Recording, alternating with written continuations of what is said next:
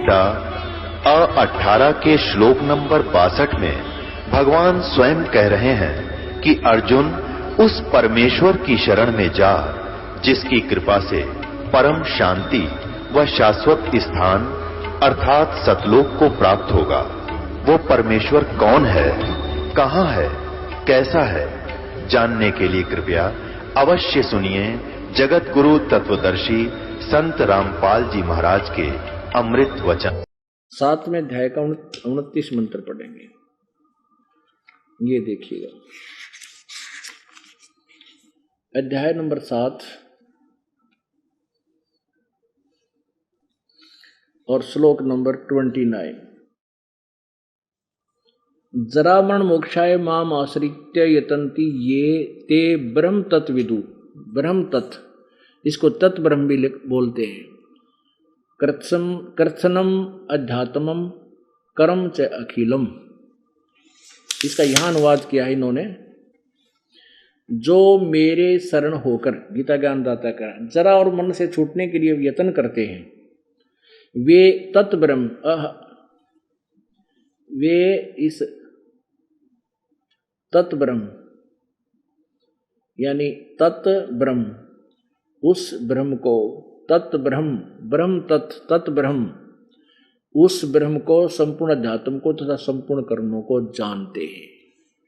अब यहां प्रथम 8वें अध्याय के प्रथम मंत्र में ही अर्जुन ने पूछ लिया, ये 8वां अध्याय है, प्रथम मंत्र में, किम तत्ब्रह्म किम अध्यात्म किम कर्म पुरुषोत्तम अधिभूतम च किम प्रोक्तम अधिदैविम किम उच्यते। हे पुरुषोत्तम, वह ब्रह्म क्या है, वो तत्व ब्रह्म किम, वो तत्व ब्रह्म किम क्या है। इसका उत्तर तीसरे मंत्र में दिया, 8वें अध्याय के। गीता ज्ञानदाता कहता है परम अक्षर ब्रह्म है, परम अक्षर ब्रह्म है। अब इसमें यहां दो भगवान यहां सिद्ध होते हैं।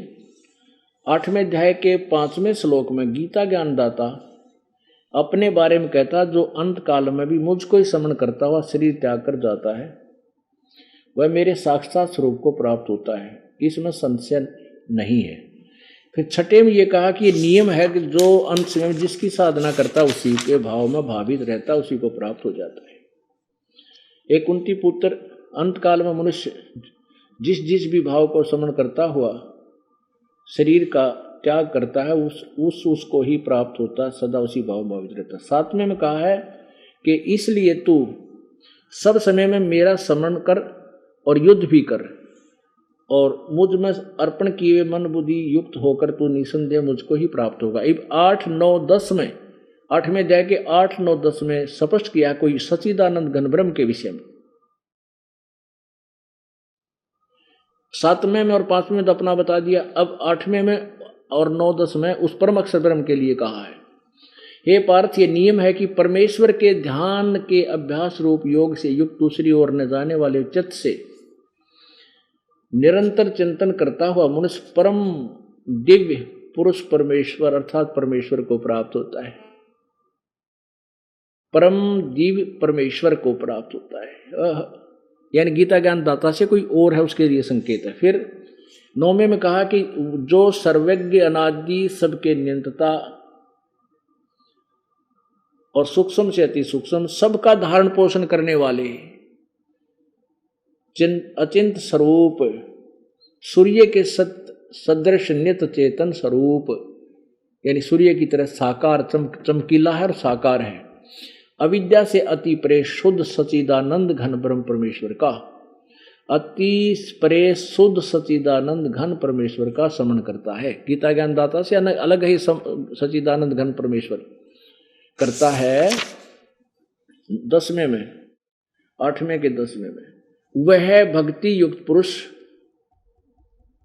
अंत काल में योग बल से, योग बल माने भक्ति की साधना के शक्ति से, त्रिभृकुटी के माध्यम में प्राणों को अच्छी प्रकार स्थापित करके फिर निश्चल मन से समन करता हुआ उस दिव्य परम पुरुष को ही प्राप्त होता है।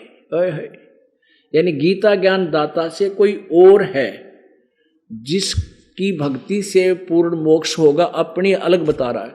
18वें अध्याय के 62वें श्लोक में कहा कि अर्जुन तू सर्वभाव से उस परमेश्वर की शरण में जा। अब इसी सच्चिदानंद घन ब्रह्म के बारे में ही बताया जा रहा है। ये 3 भगवान क्लियर करने के लिए सब निर्णय आपको दिया जा रहा है। 18वां देखना, 18वां अध्याय और 62वां श्लोक। हे भारत, सब प्रकार से उस परमेश्वर की शरण में जा, उस परमात्मा की कृपा से ही तू परम शांति और सनातन परम धाम को प्राप्त होगा। शाश्वतम स्थानम, सनातन परम धाम यानी सतलोक को होगा, परम शांति प्राप्त होगी, सतलोक को चला जाएगा। अब 15वें अध्याय का 1 से 4 और 16-17 अब आज के सत्संग का निष्कर्ष निकलेगा। अब देखिए 15वां अध्याय और श्लोक नंबर 1 से 4। अब एक आपने समझ लिया, देखिएगा अथ पंथ 10वां अध्याय। आदि पुरुष परमेश्वर मूल वाले अरियो सचिदानंद घन परमात्मा, वो तो जड़ है संसार रूपी वृक्ष की, वो तो कुल मालिक है, सबका धारण पोषण करने वाला है। और नीचे को शाखा वाला अधय शाखम, संसार रूपी पीपल के वृक्ष को अविनाशी कहते हैं, वेद जिसके पत्ते कहे हैं। और उस संसार वृक्ष को जो पुरुष मूल सहित तत्व से जानता है, वह वेद के तात्पर्य को जानने वाला, अर्थात वो तत्वदर्शी संत है। ये तत्वदर्शी संत की पहचान बता दी जो पूरे विभागों सहित उस वृक्ष को डिटेल से बतावे। अब यह गीता ज्ञानदाता कहता है उस संसार की तीनों गुण रूप जल से बढ़ी हुई विषय भोग रूप कोपलों देव मनुष्य तर्यक आदि योनि शाखाएं, विषय पर वाला शाखा अधः नीचे और सर्वत्र नहीं ऊपर फैली हुई मनुष्य लोक में कर्मों के बंधन में बांधने वाली ये मुख्य कारण है।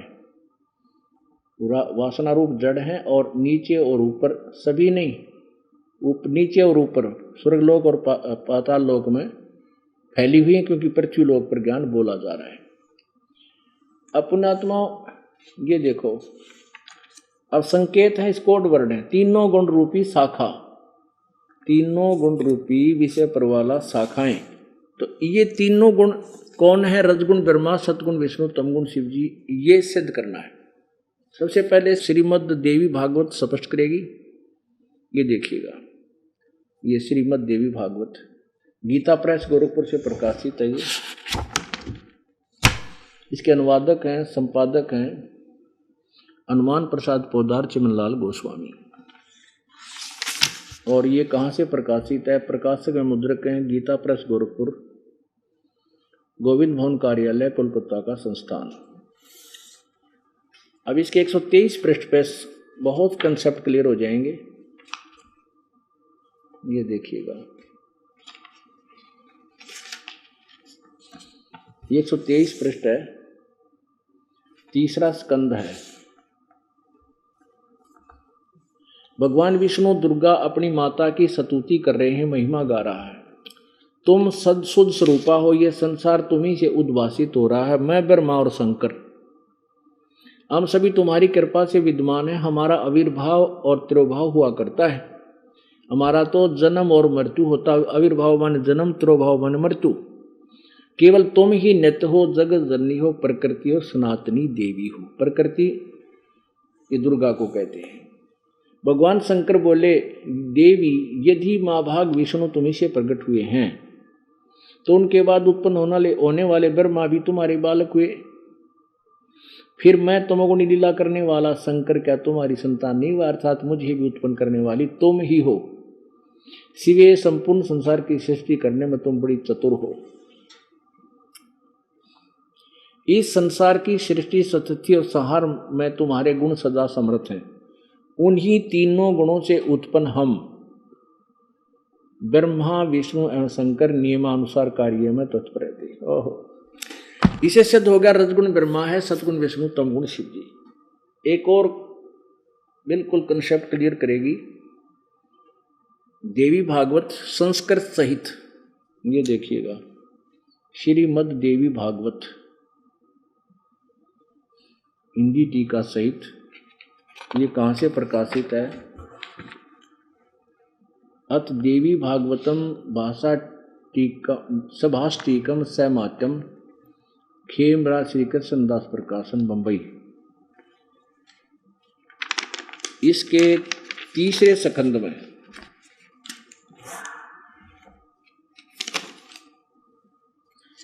यह है अथ श्रीमद देवी भागवते भाषा टीका युक्ते तृतीय सकंद प्रारंभते,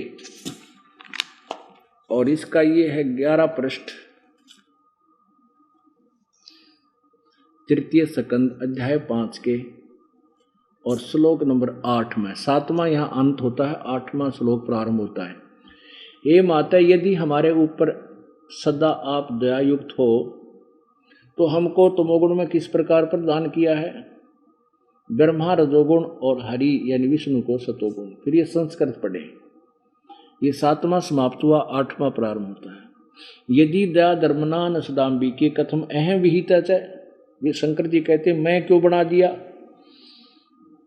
तमोगुण कमल जय, कमल से उत्पन्न होने वाले ब्रह्मा को रजोगुण संभाव, रजोगुण क्यों बनाया? और सुविहितो किमु, सुविहित किमु सतोगुण हरि, और विष्णु को सतोगुण क्यों बना दिया? अब ये सिद्ध हो गया कि रजगुण ब्रह्मा है, सतगुण विष्णु, तमगुण शिव जी।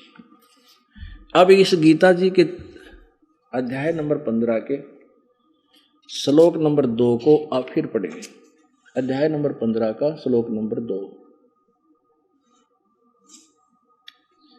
उस संसार की तीनों गुण रूप रजगुण ब्रह्मा सतगुण विष्णु रूपी जल से बड़ी हुई नहीं, विषय परवाला शाखा, विषय परवाला शाखा, ये विषय विकारों रूपी शाखा हैं, शाखाएं नीचे और ऊपर फैली हुई है। मनुष्य लोक में कर्मों के बंधन में बांधने की, कर्मों के बंधन अनुसार बांधने वाली भी मुख्य कारण है। जड़े माने मुख्य कारण है जो हमें यहाँ उलझा के रखती हैं, और नीचे और ऊपर फैली हुई है।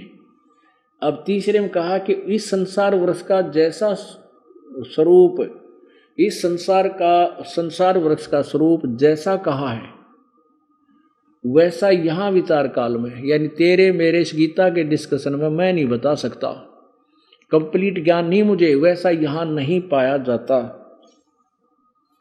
क्योंकि न इसका आदि और न इसका अंत है, और न इसकी अच्छी प्रकार कहीं स्थिति मुझे नजर आती है, कहीं स्थिति है। इस काल गीता ज्ञान दाता कह रहा अपने विषय में।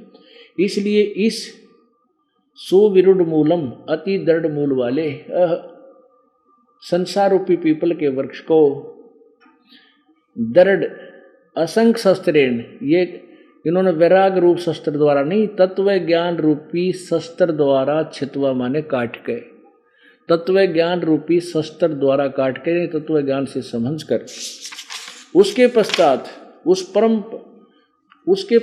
ये चौथा, उसके पश्चात उस परम पद रूप परमेश्वर को बलिभांति खोजना चाहिए, जिसमें गए हुए फिर साधक लौटकर संसार में नहीं आते। और पुरातन जिस परमेश्वर से इस पुरातन संसार वृक्ष की प्रवृत्ति, यानी जिसने सभी संसार ब्रह्मांड असंख्य ब्रह्मांडों की रचना की है, विस्तार को प्राप्त हुई है, उसी आदि पुरुष नारायण की मैं शरण हूँ। गीता ज्ञानदाता कहता मैं भी उसी की शरण हूँ। इस प्रकार दृढ़ निश्चय करके उस परमेश्वर का मन और निधिध्यासन करना चाहिए। जो गीता ज्ञान दाता से अन्य है, गीता ज्ञान दाता उसी की ही साधना में दृढ़ होने को कह रहा है, उसी की पूजा करो। अब इसके 16 और 17 में कति क्लियर हो जाएगा। 3 भगवान, फिर आपको यह चित्र फिर दिखाएंगे जो आराम से समझ में आएगा। उल्टा लटका संसार रूपी वृक्ष, ये देखिएगा। अध्याय नंबर 15 का श्लोक नंबर 16। दिवौ इमौ पुरुषौ लोके क्षर च अक्षर एव च क्षर सर्वाणि भूतानि कुटस्थ अक्षर उच्यते। इस संसार में नाशवान और अविनाशी भी ये 2 प्रकार के पुरुष हैं।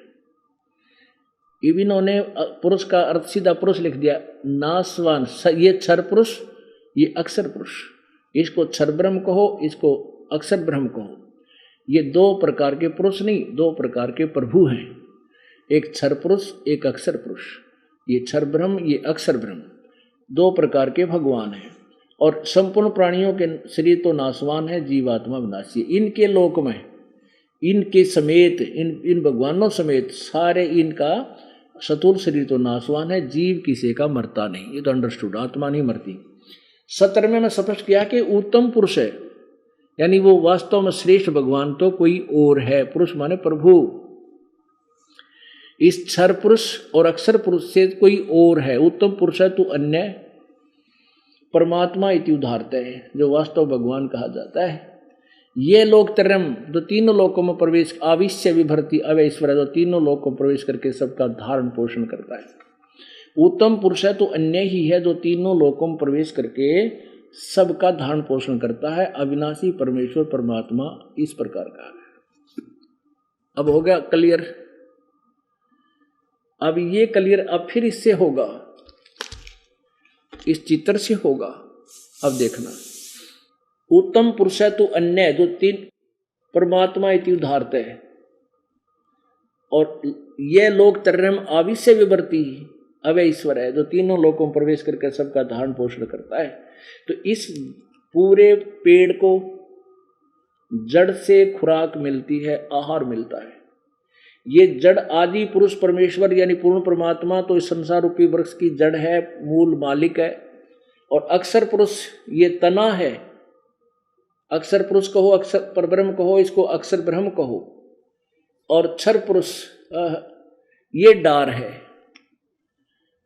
और ये तीनों देवा शाखा हैं, इसको ब्रह्म भी कहते हैं। ये तीनों रजगुण ब्रह्मा, सतगुण विष्णु, तमगुण शिवजी रूपी शाखा है और पात रूप संसार।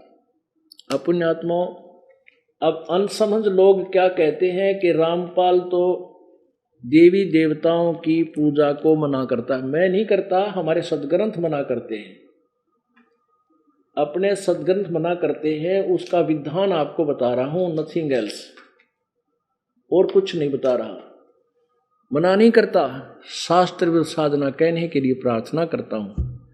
आप देखिएगा, श्रीमद् भगवत गीता अध्याय नंबर 16 के श्लोक नंबर 23 में कहा है कि शास्त्र विधि को त्याग कर जो अपनी मर्जी से मनमाना आचरण करते हैं उनको कोई लाभ नहीं होता, ना उनको सुख होता, ना उनकी गति होती, ना ही उनको कोई कार्य सिद्ध होता, सिद्धि होती। ये देखिएगा, गीता जी अध्याय नंबर 16 और श्लोक नंबर 23।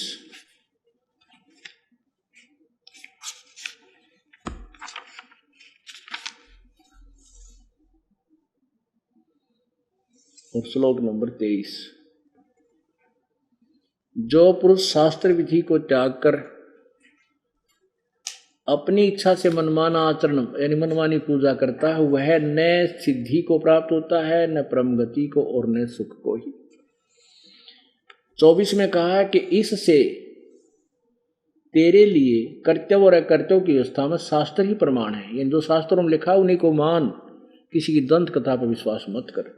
ऐसा जानकर तू शास्त्र विधि नियत कर्म करने योग्य है।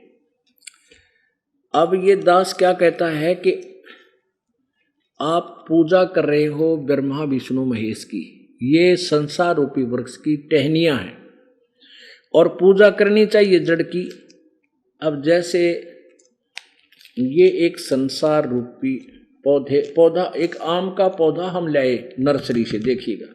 अब हम आम का पौधा लाए नर्सरी से कहीं से, और उसको कैसे बीजा जाता है, उसकी जड़ को मिट्टी में डाल कर गाड़ के और उसकी पूजा शुरू करते हैं, सच्चाई शुरू करते हैं। उससे खुराक कहाँ जाएगी? तना में, तना से डार में, डार से इन तीनों गुण रूपी शाखा में। फिर ये पौधा बड़ा होगा, पेड़ बन जाएगा।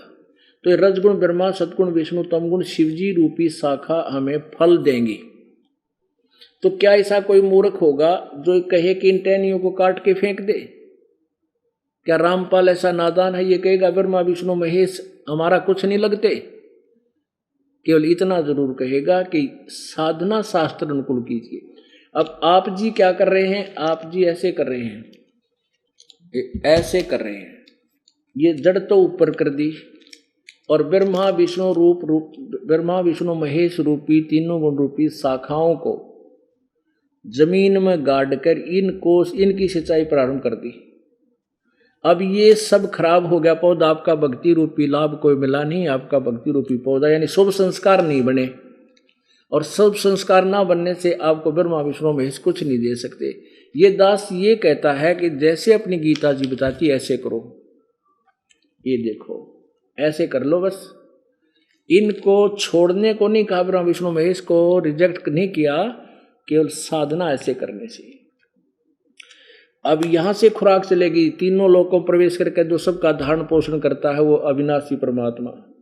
यहां से खुराक चलेगी, जड़ से तना में गई, तना से डार में, डार से फिर शाखाओं में, फिर यहां फल लगेंगे।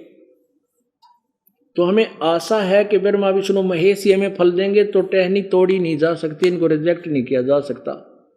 ये फल जब देंगे जब हमारे शुभ संस्कार शास्त्र अनुकूल साधना से शुभ संस्कार बनेंगे, इनके पास जाओगे ब्रह्मा विष्णु महेश के पास, फिर ये हमें लदपद होकर सब इच्छा से ना मांगे तो भी देंगे हमारे को, जब हमारे शास्त्र अनुकूल साधना होगी।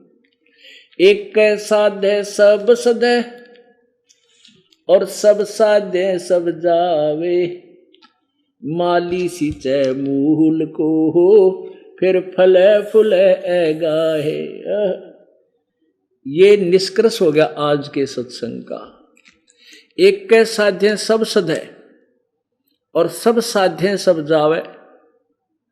अब हम एक साधेंगे, उस शास्त्र अनुकूल साधना परम अक्षर ब्रह्म को इष्ट मान कर करेंगे, हमारे शास्त्र अनुकूल भक्ति कर्म बनेंगे, और ये जाएंगे ब्रह्मा विष्णु महेश के पास। फिर ये ब्रह्मा विष्णु महेश यहाँ के संचालक हैं, ये हमें लाभ देंगे। और यदि हम उल्टी साधना कर रहे हैं, हम केवल इनकी पूजा करें और मूल वृक्ष को जड़ को छोड़ दें, तो ये हमें कुछ नहीं देंगे। तो इसलिए हमने भक्ति शास्त्र अनुकूल करनी होगी, जिससे हमारे शुभ संस्कार बनेंगे, और उसका फल ब्रह्मा विष्णु महेश ही देंगे। इसलिए हमें कहते राम नाम निज सार है, राम नाम निज मूल, राम नाम सौदा करो, राम नाम ना भूले। अब कौन से राम की पूजा करनी है, कौन सा सौदा करना है, ये आपके समक्ष इतिहास खोल दिया। अब जैसा आपको ठीक लगे ऐसा करो। बोलो सतगुरुदेव। परम पिता परमात्मा पूर्ण ब्रह्म सारी सृष्टि के रचनहार कुल मालिक कबीर देव, कबीर अग्नि, कबीर अमितोजा, ये वही परमात्मा है जिसके बारे में चारों वेद गुणगान करते हैं, जो सन 1398 संवत 1455 ज्येष्ठ सुधी पूर्णमासी को अपने सतलोक से चलकर आकर के काशी के लहरतारा तालाब में कमल के फूल पर एक शिशु रूप धारण करके एक लीला में शरीर धारण किया, और वहां से एक नीरू नीमा नाम के निसंतान दंपति दुल्हा दंपति परमेश्वर को ले गए। फिर परमात्मा लीला में शरीर में बड़े हुए तो वहां दुल्हे का कार्य करने लगे, और दाहणक वर्ण में प्रसिद्ध हुए, जुलाहा वर्ण में प्रसिद्ध हुए। उसके विषय में कौन गवाह है कि ये वो परमात्मा है? बहुत से गवाह हैं, लेकिन 7 तो ऐसे इस दास के पास उपलब्ध है जिनको प्रत्येक व्यक्ति महान आत्मा मानता है, और ये भी मानता है कि उन्होंने भगवान पाया है। कौन कौन से हैं? आदरणीय धर्मदास साहिब जी, आदरणीय मुल्कदास साहिब जी, आदरणीय दादूदास साहिब जी, आदरणीय नानक साहिब जी, आदरणीय गरीबदास साहिब जी, आदरणीय गीसादास साहिब जी, और आदरणीय ऋषि रामानंद जी साहिब जी। ये 7 गवाह तो परमात्मा के वो हैं जिनसे प्रत्येक व्यक्ति परिचित है कि इनको भगवान अवश्य मिला है। वो कौन भगवान मिला है? वो उनकी अमृतवाणी में उनके हाथ कलमों से लिखे हुए एफिडेविट सिद्ध कर देंगे वो कौन भगवान उन्हें मिला था, और वो फाइनल गॉड है, वो अंतिम परमात्मा है, वो कंप्लीट गॉड है, वो पूर्ण परमात्मा है। और वो परमेश्वर अपने अमृत ज्ञान का प्रचार करने के लिए, तत्व ज्ञान का प्रचार करने के लिए स्वयं ही काल के लोक में आता है और अपनी प्यारी आत्माओं को, श्रेष्ठ आत्माओं को, उत्तम आत्माओं को आकर मिलता है, उनको अपने से परिचित कराता है। वो ऐसी दृढ़ आत्माएं होती हैं कि उनको सत्य की खोज होती है और सत्य हाथ लगने के बाद वो नहीं छोड़ सकते थे, संसार छोड़ना पड़ जावे। तो ऐसी आत्माओं को परमात्मा अंतर्यामी ही सिलेक्ट कर सकता है कि ये आत्मा मेरे ज्ञान को आगे बढ़ा सकती है, अन्य को ये खजाना नहीं देता। और वो परमात्मा स्वयं आता है यहाँ ज्ञान प्रचार करने के लिए। ऐसा क्यों दुख उठाना पड़ा प्रभु ने? इसका कारण ये नकली संत, डुप्लीकेट महर्षि और ये गुरु पद, सतगुरु पद, जगत गुरु पद प्राप्त किए बैठे हैं, ये प्रभु के शत्रु हैं और समाज, भगत समाज के शत्रु हैं। इनको काल ने भ्रमित कर रखा है और शास्त्र विरुद्ध ज्ञान से इनको परिपूर्ण कर रखा है, ठोक रखा है। और ये उस अज्ञान को जनता में जगह जगह जाकर बांटते हैं और वहाँ एक संत, ऋषि, महर्षि, जगत गुरु की पदवी प्राप्त करके और उन भोली आत्माओं से चंदा इकट्ठा करके ऐश करते हैं, अपना भी जीवन बर्बाद करते हैं और अनुयायियों को भी नरक का टिकट बना देते हैं। तो ये सारा दुख परमात्मा ने इसलिए उठाना पड़ा कि कोई भी सत्य से परिचित नहीं है। 3 लोक और भवन चतुर्दश कोई नहीं सत्संगी। परमेश्वर ने अपनी वाणी में बताया, भाई 3 लोक और 14 भवन में कोई सत्संगी नहीं है। सत्संगी मीन जो सत्य का अनुसरण कर रहा हो, यानी शास्त्र अनुकूल साधना कर रहा हो। पुण्यात्मा, वेद हमारे पास है। परमात्मा यहाँ क्यों आए? क्योंकि वेद हमारे पास है और फिर भी हम वेदों को नहीं समझ रहे। परमेश्वर ने ये 5 वेद इस ब्रह्म के अंतःकरण में, इसके हृदय में फीड कर दिए थे और अपने रिमोट से इसके मुखारविंद से बाहर निकलवा दिए थे। इसने क्या किया कि 5वां वेद जो सूक्ष्म वेद था वो नष्ट कर दिया, खत्म कर दिया, आगे नहीं दिया। ये 4 वेदों वाला ज्ञान अपने बड़े पुत्र रजगुण ब्रह्मा जी को दे दिया। फिर जो काल से उत्पन्न काल की सृष्टि है, किस ब्रह्मांड के जितने प्राणी हैं, ये खुद कहता 7वें अध्याय में कि अर्जुन, बलवानों का बल और बुद्धिमानों की बुद्धि मेरे हाथ में है। जब चाहे इनको ऑन कर दूं, जब चाहे इनको ऑफ कर दूं। पुण्यात्माओं, जैसे श्री रामचंद्र जी को हम भगवान मान के पूजा करते थे और जिसमें उनको वनवास प्राप्त था, उनकी पत्नी सीता जी का अपहरण हो गया था। श्री राम को पता नहीं वो कौन उठा ले गया। तो उस समय श्री रामचंद्र जी की बुद्धि को ऑफ कर दिया इस काल भगवान ने, ब्रह्म ने, अखा धक्के और पा दुख वियोग में। और भगवान शिव जी और पार्वती आकाश से विलाप करते हुए श्री रामचंद्र जी को देख रहे थे। तो भगवान शिव ने प्रणाम किया उनको। पार्वती ने कहा कि आप किसको प्रणाम कर रहे हो? कि ये त्रिलोकी नाथ हैं जो नीचे विलाप कर रहे हैं, ये भगवान विष्णु अवतार हैं। पार्वती बोली, भगवान और रोते हैं कभी? मैं नहीं मानती है भगवान है। मैं इसकी परीक्षा लूंगी। परीक्षा कैसे लूंगी? मैं सीता रूप बना करके इसके सामने जाऊंगी। यदि मुझे पहचान लेगा कि मैं पार्वती हूं, सीता नहीं हूं, तो मैं इसे भगवान स्वीकार करूंगी, अन्यथा नहीं।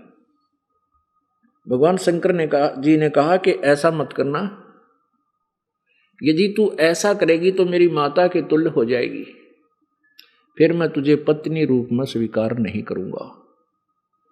क्योंकि ये 3 भाई हैं, बड़े ब्रह्मा जी, सेकंड नंबर के विष्णु जी और तीसरे नंबर के शिव जी। तो बड़े भाई की पत्नी मां के तुल्य होती है, इसलिए इन्होंने कहा था कि अगर तूने लक्ष्मी रूप, सीता रूप धारण कर लिया, लक्ष्मी रूप, तो मैं तुझे पत्नी रूप में स्वीकार नहीं कर पाऊंगा। तब तो वो कहने लगी ठीक है, मैं कोई परीक्षा नहीं लूंगी। भगवान शंकर इधर उधर गए, उसी से मैं पीछे से सीता रूप बनाया, श्री रामचंद्र जी के पास थोड़ी दूरी पर खड़ी होगी। श्री रामचंद्र जी ने देखा तो उस समय इस काल भगवान ने श्री रामचंद्र जी की बुद्धि को ऑन कर दिया और उसने पहचान लिया कि ये पार्वती है। सीता नहीं दिखी, उसने पार्वती दिखी। तब उन्होंने कहा कि हे दक्ष पुत्री माया, ए दक्ष की बेटी, तू यहां कैसे आ गई? भगवान शिव को कहां छोड़ आई? बड़ी लज्जित हुई, शर्मिंदा हुई और प्रणाम किया और कहा कि सचमुच आप प्रभु हैं, अंतर्यामी हैं। भगवान शंकर जी आपको ठीक ही प्रणाम कर रहे थे, ये कहकर चली गई। तो पुण्यात्माओं, 3 लोक और भवन चतुर्दश कोई नहीं सत्संगी। 3 लोक और भवन चतुर्दश में 14 लोकों में कोई भी सत्य का अनुसरण करने वाला नहीं है, शास्त्र अनुकूल साधक नहीं है। अब यहां बात आके अड़ जाती है हमारे दिमाग में, क्योंकि हमें तत्व ज्ञान नहीं। हम उसी घिसे पिटे ज्ञान को सत्य मान बैठे जो शास्त्र विरुद्ध और व्यर्थ था। अब ये दास ये कहे कि ब्रह्मा विष्णु महेश को भी तत्व ज्ञान नहीं था, तो आप जी को धक्का लगेगा कि ये और नई बात बता दी। ऐसा कभी हो सकता है? ये तो त्रिलोकी नाथ हैं, अंतर्यामी हैं, अजरो अमर हैं, सर्वेश्वर हैं, महेश्वर हैं, मृत्युंजय हैं, कालज्ञ हैं। अब ये हमारी जो ये ज्ञान हमारा था, ये लोक वेद था, यथार्थ ज्ञान नहीं था। लोक वेद होता सुना सुनाया, अक्षेत्रीय ज्ञान। परमेश्वर कबीर जी कहते हैं, पीछे लग गया जाऊं था मैं लोक वेद के साथ, रस्ते में सतगुरु मिले भाई दीपक दे दिया हाथ। जैसे ये दास पवित्र हिंदू धर्म जन्म होने के कारण वह ढेर सारी पूजा किया करता था जो प्रत्येक हिंदू कर रहा है।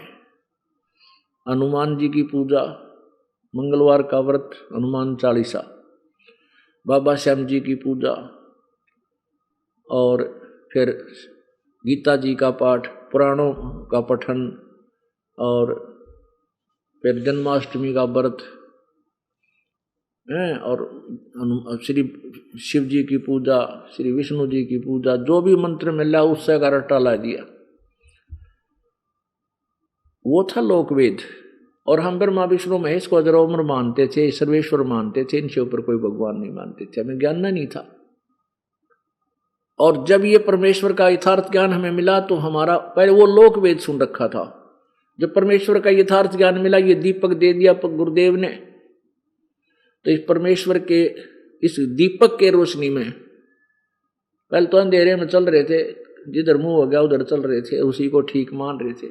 अब रोशनी मिल गई, सदग्रंथों के अनुसार लिखे हुए ज्ञान को तत्व ज्ञान कहते हैं, और वो परमात्मा ने वो तत्व ज्ञान रूपी टॉर्च इस दास को दे दी। उससे ये मार्ग खोज लिया, यथार्थ मार्ग। तो ऐसे ही ये सभी लोक वेद पर डटे हुए हैं अभी तक, चाहे ब्रह्मा जी हैं, चाहे विष्णु जी, चाहे शिव जी हैं, चाहे नारद हैं, चाहे वशिष्ठ हैं, जितने भी ऋषि महर्षि है, सारे लोक वेद पर आश्रित हैं। इनको तत्व ज्ञान नहीं, ये सत्संगी नहीं है, इनको यथार्थ ज्ञान नहीं। इसके लिए एक 5 मिनट का प्रमाण देना पड़ेगा आपको। और पवित्र देवी पुराण इसका निर्णय बहुत शीघ्र कर देगी। देखिएगा पवित्र देवी पुराण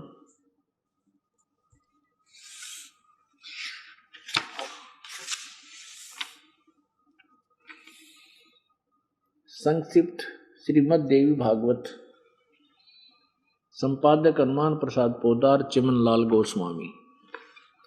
कहाँ से प्रकाशित है और मुद्रित है? प्रकाशक एवं मुद्रक गीता प्रेस गोरखपुर, गोविंद भवन कार्यालय, कोलकाता का संस्थान। इसके 28 और 29 पृष्ठ पे बहुत ही निर्णायक ज्ञान है। यह है पहला स्कंद।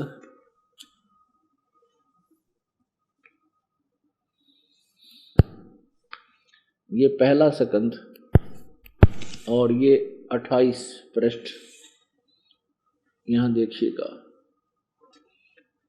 नारद जी ने कहा, अब नारद जी का ज्ञान और व्यास जी के ज्ञान और ब्रह्मा जी के ज्ञान और विष्णु जी के ज्ञान का इस समय पर्दाफाश हो लेगा। नारद जी ने कहा, महाभाग व्यास जी। व्यास जी कौन है? ये इस पुराणों के लेखक हैं, राइटर हैं।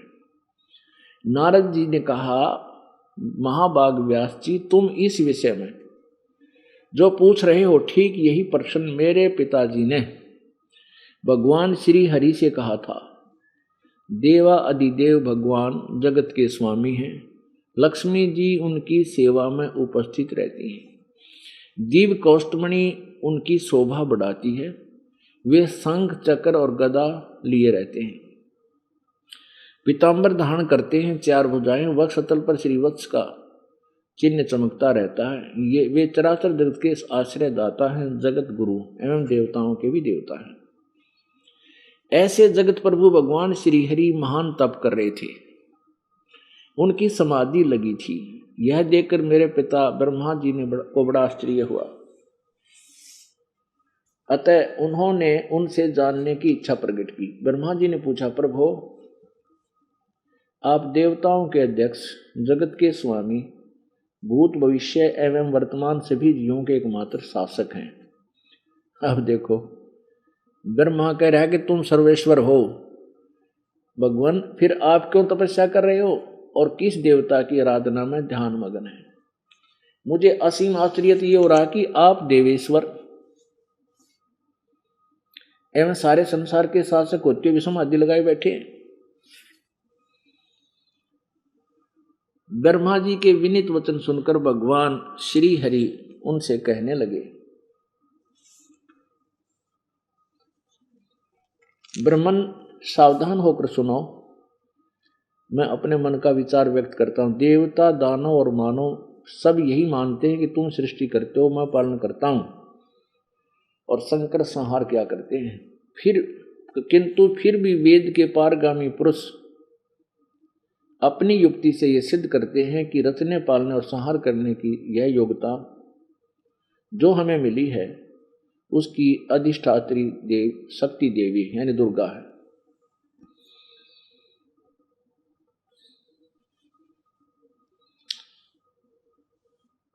सुवर्थ, प्रत्यक्ष और प्रोक्ष दोनों उदाहरण मैं तुम्हारे सामने रखता हूं, सुनो। यह निश्चित है कि उस शक्ति के अधीन होकर ही मैं शेषनाग की सैया पर सोता और सृष्टि करने का अवसर आने पर जाग जाता हूं। मैं सदा तप करने में लगा रहता हूं। उस शक्ति के शासन से मैं कभी मुक्त नहीं रह सकता। कभी अवसर मिला तो लक्ष्मी के साथ सुखपूर्वक समय बिताने का सौभाग्य प्राप्त होता है। मैं कभी तो दानवों के साथ युद्ध करता हूं। अखिल जगत को भय पहुंचाने वाले दैत्यों के विकराल शरीरों को शांत करना मेरा परम कर्तव्य हो जाता है। मुझे सब प्रकार से शक्ति के अधीन होकर रहना पड़ता है, यानी दुर्गा की। उन्हीं भगवती शक्ति का मैं निरंतर ध्यान किया करता हूं। ब्रह्मा जी, मेरी जानकारी में इन भगवती शक्ति से बढ़कर दूसरे देवता नहीं है। अपुण्यात्मा, ये तो ज्ञान है श्री विष्णु, श्री ब्रह्मा और नारद और व्यास जी का। उन्नत कहेगा बेरानी नारद और व्यास ने। फिर विष्णु ब्रह्मा से पूछा, ब्रह्मा जी कहते मुझे भी आश्चर्य हो गया कि वो किसकी भक्ति कर रहे हैं। तो विष्णु जी ने बताया कि मैं तो दुर्गा की भक्ति करता हूं और इससे ऊपर कोई भगवान नहीं मानता। अब आगे देखो इन सारे ऋषि में ऋषियों के ज्ञान की, अब इनका टेम्परेचर भी देख लें कितना था इनमें। ये देखो ये छठा स्कंध, ये देवी भागवत चल रही है, छठा स्कंध और पृष्ठ नंबर 414 में। जन्मजय ने पूछा, महाभाग किस युग में कैसा धर्म का स्वरूप है, इस संपूर्ण विषय को विशेष रूप से बताने की कृपा कीजिए। व्यास जी बोल रहे हैं, बतावे हैं। राजन, यह निश्चय है कि सतयुग में ब्राह्मण वेद के पूर्ण विद्वान थे। सतयुग के ब्राह्मण यानी ऋषि, उनके द्वारा निरंतर भगवती जगदम्बिका की आराधना होती थी। भगवती का दर्शन करने के लिए उनका मन सदा ललायित रहता था। अब यह आ गया सतयुग के सारे ऋषि ब्राह्मणों के ज्ञान का सतर, यो लेवल आपके सामने हो गया कि वो वेद के पूर्ण विद्वान होते थे और दुर्गा की पूजा करते थे। और विष्णु जी कहते हैं कि मैं तो दुर्गा के ऊपर भगवान नहीं मानता। अब दुर्गा क्या बताती है, यहां से निर्णय होगा ये गलत कह रहे हैं या ठीक, हम अपने स्तर से कुछ नहीं कह सकते। अब यहां देखिएगा, सातवां स्कंद 562 से प्रारंभ करते हैं। अब देवी दुर्गा हिमालय को उपदेश दे रही, हिमालय राजा को, और ब्रह्म के बारे में वर्णन कर रही है। यहां से पढ़ेंगे। श्री देवी कहने लगी, पर्वतराज, उस ब्रह्म का क्या स्वरूप है यह बतलाया जाता है,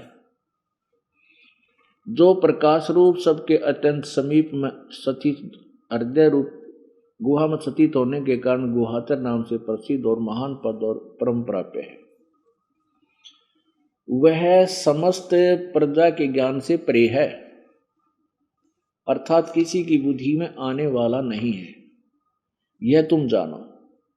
जो परम प्रकाश रूप है, जो सूक्ष्म से अत्यंत सूक्ष्म है, जिसमें संपूर्ण लोक और उन लोकों में निवास करने वाले प्राणी स्थित हैं, वह यह अक्षर ब्रह्म है। वही सबके प्राण है, वही सबकी वाणी है और वही सबके मन है। यह परम सत्य है, यह वह परम सत्य और अमृत अविनाशी तत्व है। सौम्य, उस वेदने योग लक्ष्य का तुम वेदन करो, मन लगाकर उसमें तन्मय हो जाओ। सौम्य, उपनिषद में कथित महान अस्त्र रूप धनुष लेकर उस पर उपासना द्वारा तीक्ष्ण किया हुआ बाण संधान करो और फिर भावनागुत चित्त के द्वारा उस बाण को खींचकर अक्षर रूप ब्रह्म को ही लक्ष्य बनाकर वेधन करो। परवण धनुष है, परवण माने ओम मंत्र, जीवात्मा बाण है और ब्रह्म को उसका लक्ष्य कहा गया। ब्रह्म यानी ब्रह्म लक्ष्य है, ब्रह्म की पूजा करो और ओम नाम का जाप करो। उस एकमात्र परमात्मा को ही जानो, दूसरी सब बातें छोड़ दो। यही अमृत रूप परमात्मा के पास पहुंचने का पुल है। संसार समुद्र से पार होकर अमृत स्वरूप परमात्मा को प्राप्त कराने का यही सुलभ साधन है। अंतर्यामी रूप से वर्तमान है। इस आत्मा का यानी इस परमेश्वर का, ये आत्मा को भगवान कहें, इस आत्मा का ओम के जप के साथ ध्यान करो। किसका? ब्रह्म का। और इससे अज्ञान में अंधकार से सर्वथा परे और संसार समुद्र से पार जो ब्रह्म है उसको पा जाओगे। ओम नाम का जाप करो और इससे तुम जो ब्रह्म है संसार से पार उसको पा जाओगे। उस एकमात्र परमात्मा ही को जानो और दूसरी बातें सब छोड़ दो। हैं? और वो कहाँ रहता है? वह यह सबका आत्मा ब्रह्म, ब्रह्म लोक रूप दिव्य आकाश में स्थित है। अब परमेश्वर ने कहा था, मेरे साधो भाई मैंने सब जग भूला पाया, मेरे साधो भाई सब जग भूला पाया। इसी भूल में ब्रह्मा भूला जिसने वेद सरसाया। इसी भूल में ब्रह्मा भूला जिसने वेद सरसाया। वेद पढ़ कर पंडित भूला यूं मर्म भेद न पाया। मेरे साधो भाई सब जग भूला पाया। इसी भूल में विष्णु भूला जिन वैष्णो धर्म चलाया। तीर्थ व्रत का बांध महात्म बहुविध जीव फसाया। मेरे साधो भाई सब जग भूला पाया। इसी भूल में शंकर भूला जिन भिक्षुक पंथ चलाया। सिर पर जटा हाथ में खप्पर घर घर अलख जगाया। मेरे साधो भाई सब जग भूला पाया।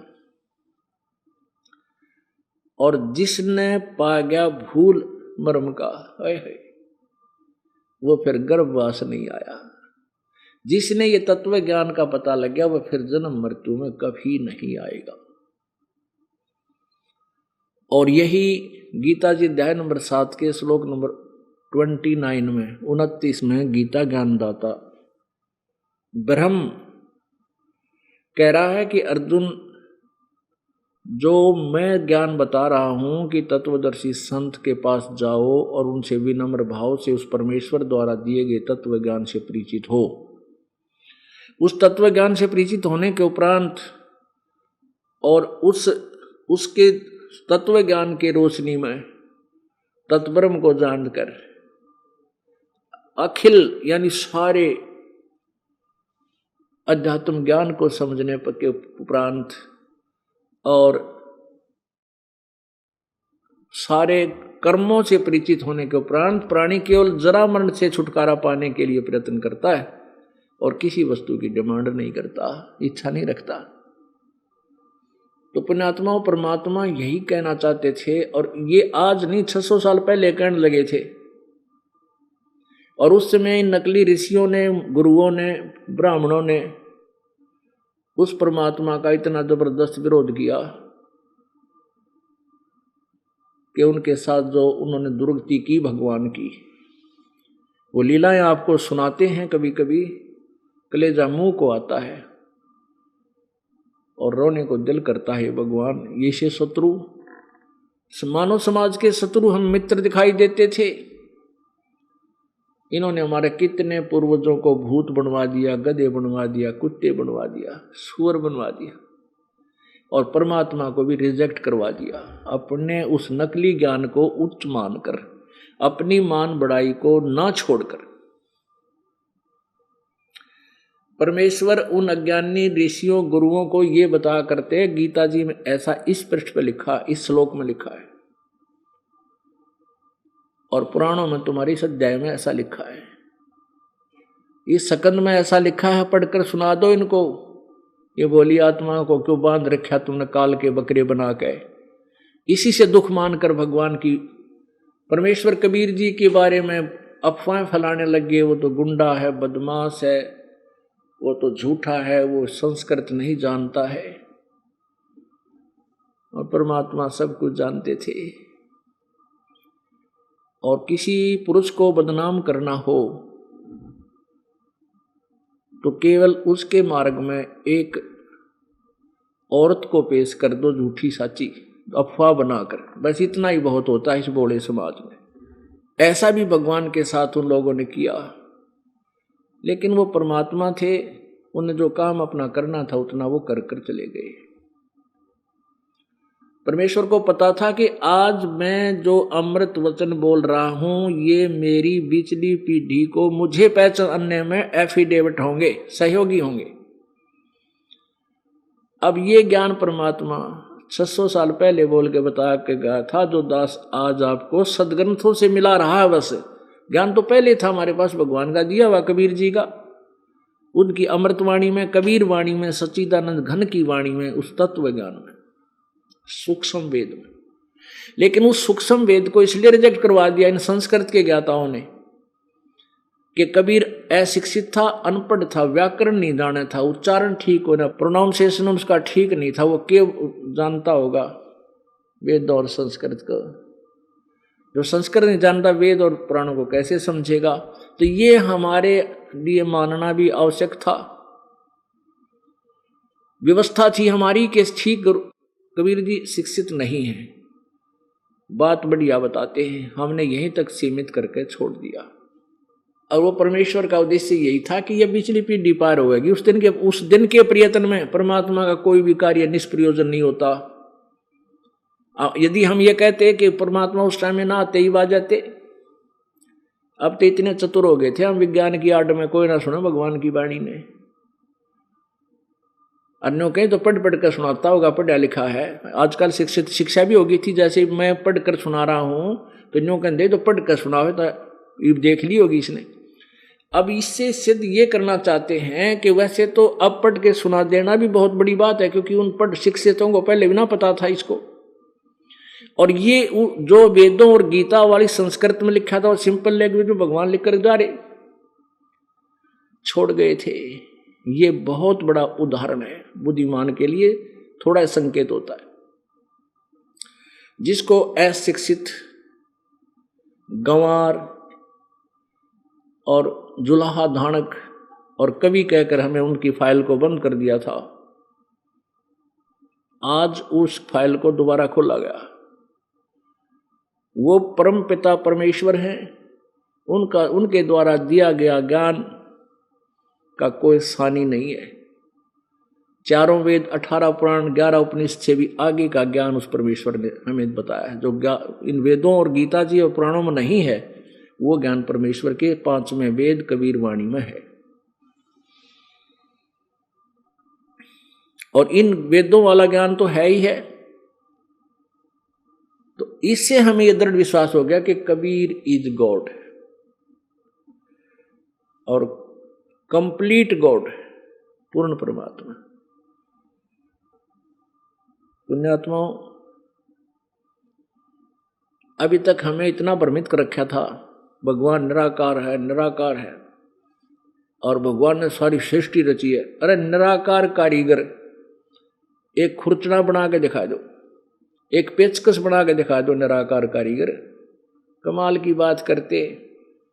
निराकार में कितनी बुद्धि आवेगी और क्या सोचेगा वो, जब वो है कुछ निराकार माने उसका अस्तित्व तो है ही नहीं। और जबकि हमारे सदग्रंथ कहते हैं वो साकार है, नर आकार है और एक देशीय है और रित धाम सतलोक में रहता है। वहां से गति करके आता है, अपनी प्यारी आत्माओं को मिलता है, अपने तत्व ज्ञान से परिचित कराता है। और वो एक जैसे राजा की तरह दर्शनीय होता है और एक बहुत बड़े समूह का संचालन करता है, उसके मुखिया रूप में यानी जगत गुरु सतगुरु रूप में होता है।